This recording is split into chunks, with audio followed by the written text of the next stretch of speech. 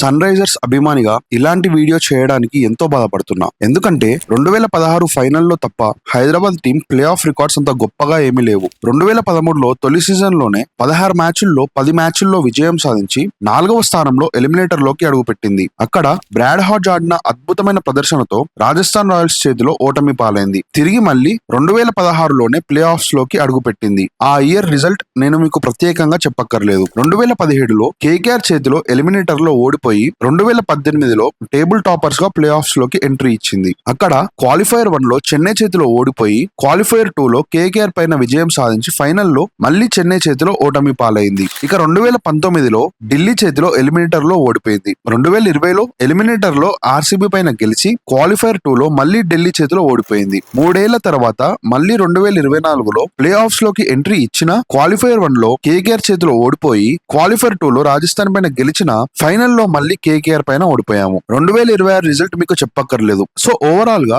Hyderabad play offs లో 16 మ్యాచ్ల్లో 7 మ్యాచ్లు గెలిచి 9 మ్యాచ్ల్లో ఓడిపోయాము. ఫైనల్స్ లో 3 సార్లు అడుగు పెడితే 2 సార్లు ఓడిపోయి ఒక్కసారి మాత్రమే గెలిచాము. ఎలిమినేటర్ లో 4 సార్లలో 2 సార్లు గెలిచి 2 సార్లు ఓటమి పాలయ్యాము. కానీ ఆర్సీబీ చేతిలో మాత్రం ఒక్కసారి కూడా ప్లే ఆఫ్స్ లో ఓడిపోలేదు.